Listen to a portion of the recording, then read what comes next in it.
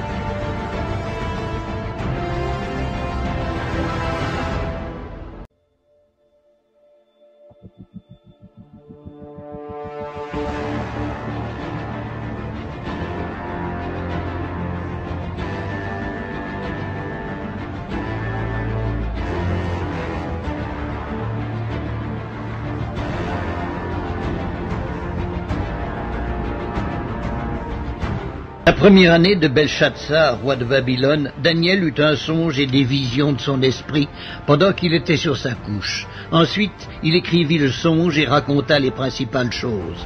Daniel commença et dit, « Je regardai pendant ma vision nocturne, et voici, les 4 vents des cieux firent irruption sur la grande mer, et 4 grands animaux sortirent de la mer, différents l'un de l'autre. Le premier était semblable à un lion et avait des ailes d'aigle. Je regardai jusqu'au moment où ses ailes furent arrachées. Il fut enlevé de terre et mis debout sur ses pieds comme un homme, et un cœur d'homme lui fut donné. Et voici un second animal était semblable à un ours, et se tenait sur un côté. Il avait 3 côtes dans la gueule entre les dents, et on lui disait « Lève-toi, mange beaucoup de chair ». Après cela, je regardai, et voici, un autre était semblable à un léopard, et avait sur le dos 4 ailes, comme un oiseau. Cet animal avait 4 têtes, et la domination lui fut donnée. Après cela, je regardai pendant mes visions nocturnes, et voici, il y avait un 4e animal, terrible, épouvantable, et extraordinairement fort. Il avait de grandes dents de fer, il mangeait, brisait, et foulait aux pieds ce qui restait. Il était différent de tous les animaux précédents, et il avait 10 cornes. Je considérai les cornes, et voici, une autre petite corne sortit du milieu d'elle, et 3 des premières cornes furent arrachées devant cette corne. Et voici, elle avait des yeux comme des yeux d'homme, et une bouche qui parlait avec arrogance. Je regardai pendant que l'on plaçait des trônes, et l'ancien des jours s'assit. Son vêtement était blanc comme la neige, et les cheveux de sa tête étaient comme de la laine pure. Son trône était comme des flammes de feu, et les roues comme un feu ardent. Un fleuve de feu coulait et sortait de devant lui. 1000 milliers le servaient et 10 000 millions se tenaient en sa présence. Les juges s'assirent et les livres furent ouverts. Je regardai alors à cause des paroles arrogantes que prononçait la corne, et tandis que je regardais, l'animal fut tué et son corps fut anéanti, livré au feu pour être brûlé. Les autres animaux furent dépouillés de leur puissance, mais une prolongation de vie leur fut accordée jusqu'à un certain temps. Je regardai pendant mes visions nocturnes, et voici, sur les nuées des cieux arriva quelqu'un de semblable à un fils de l'homme. Il s'avança vers l'ancien des jours, et on le fit approcher de lui. On lui donna la domination, la gloire et le règne. Et tous les peuples, les nations et les hommes de toutes les langues le servirent. Sa domination est une domination éternelle qui ne passera point, et son règne ne sera jamais détruit.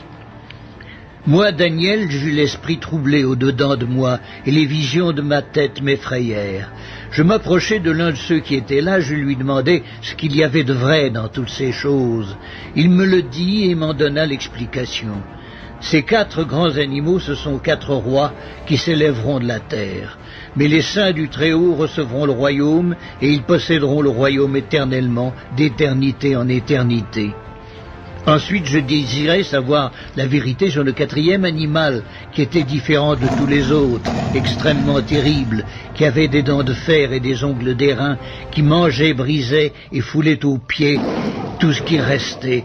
Et sur les 10 cornes qu'il avait à la tête et sur l'autre qui était sortie, et devant laquelle 3 autres étaient tombés, sur cette corne qui avait des yeux, une bouche parlant avec arrogance et une plus grande apparence que les autres, je vis cette corne faire la guerre aux saints et l'emporter sur eux jusqu'au moment où l'ancien des jours vint donner droit aux saints du Très-Haut, et le temps arriva où les saints furent en possession du royaume. Il me parla ainsi. Le 4e animal, c'est un 4e royaume qui existera sur la terre, différent de tous les royaumes, et qui dévorera toute la terre, la foulera et la brisera. Les 10 cornes, ce sont 10 rois qui s'élèveront de ce royaume. Un autre s'élèvera après eux, il sera différent des premiers, et il abaissera 3 rois. Il prononcera des paroles contre le Très-Haut, il opprimera les saints du Très-Haut, et il espérera changer les temps et la loi. Et les saints seront livrés entre ses mains pendant un temps, des temps, et la moitié d'un temps. Puis viendra le jugement, et on lui ôtera sa domination, qui sera détruite et anéantie pour jamais. Le règne, la domination et la grandeur de tous les royaumes qui sont sous les cieux seront donnés au peuple des saints du Très-Haut. Son règne est un règne éternel, et tous les dominateurs le serviront et lui obéiront. Ici finirent les paroles. Moi, Daniel, je fus extrêmement troublé par mes pensées, je changeai de couleur et je conservai ces paroles dans mon cœur.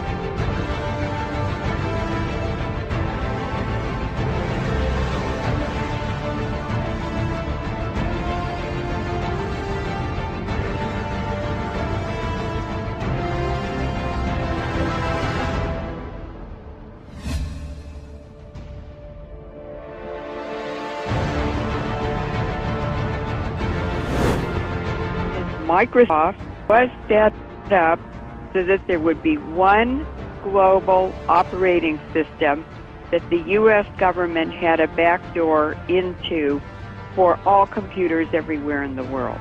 Right. Then they set up Google as a search engine, and let's just look at the background of the two guys who supposedly set it up. Larry Page and Sergey Brin.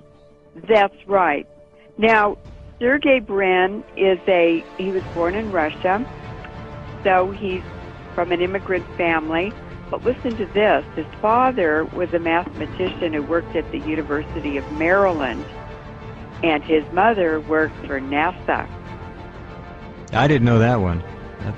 Well, it's like a blueprint line. NASA, and yeah. That is exactly where Sergey Brin and Larry Page park their private jets. Of course. Is at the NASA facility. Mm-hmm. They don't have to go through TSA. Gosh, what a surprise. Right. Larry Page is an American. His parents were both computer science professors at Michigan State University, and his father was one of the top experts in the United States on artificial intelligence.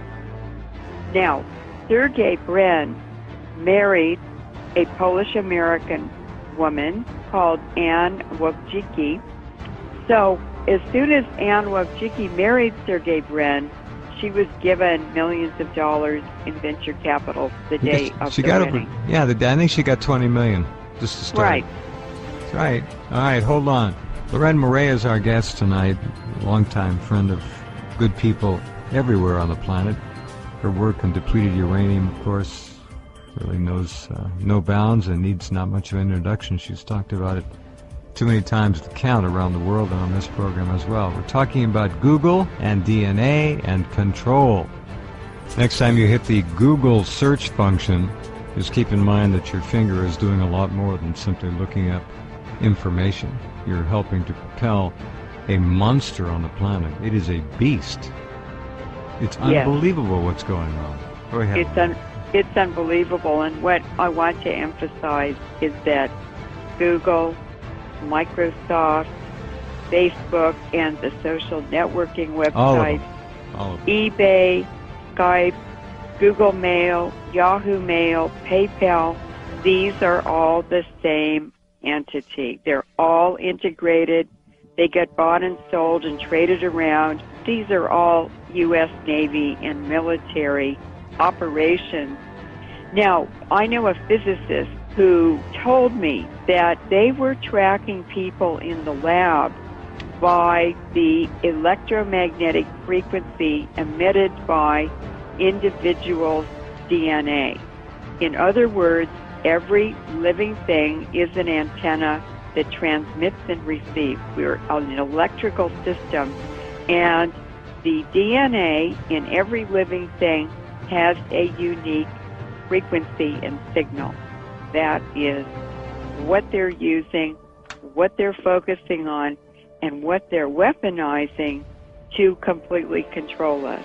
The DNA Human Genome Project was carried out at the Lawrence Berkeley National Lab, where I was a staff scientist for 5 years.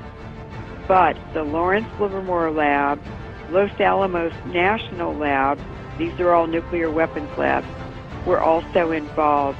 That means the military, because the nuclear weapons labs exist for the Pentagon, and the Pentagon exists for the oil companies. So, the Human Genome Project was set up and well-funded to experiment and to research and to describe the human genome. Now, how would they use that? Well, what we know about Google is that they are doing DNA surveys from space. This would be NASA and the Navy. NASA is run by the Navy. They have been tracking and identifying isolated populations, for instance, in the Amazon, who have never had contact with Western people. These are villages of isolated people who are still living their traditional hunter-gatherer lives, right? And they've never seen a Westerner. That's not just humans. They are also doing a global species survey, and I've been tracking this for 2 years and noticed that many new species are being discovered, and it seems to be on a grid system. So they're doing a survey from space, and they went down the west coast of South America and then came up the east coast, and now they're in Southeast Asia. And if you watch in the news, about once a week they come up with a new article and photos on new species they've discovered. This is part of the United Nations Agenda 21 program, which is to identify all species and to do a complete global inventory of humans and animals. And what David Rockefeller has said about Agenda 21 is that in the end, we're going to have a chip on every person, and they will only be allowed to take out of the system what they put into it. If you work 12 hours a day, you're allowed to take 12 hours of something of value out of the system, but nothing more. What is going on? The J. Greg Venter Institute, which you sent me the article, right, has their mission as, quote, to forge new life forms, unquote. And they are also involved in manipulated computer code on DNA. What does this mean? Well, Dr. Helen Wallace from GeneWatch in 2002 said we are in great danger, and she described this as a massive DNA database by the back door. Now, what this does sociologically, it begins to set up a caste system here, which we already have, but this is a different way of doing it. I don't know where it's all going to go, but it's clearly hurtling forward at a pace that is pretty damn scary if you understand the potential of control here.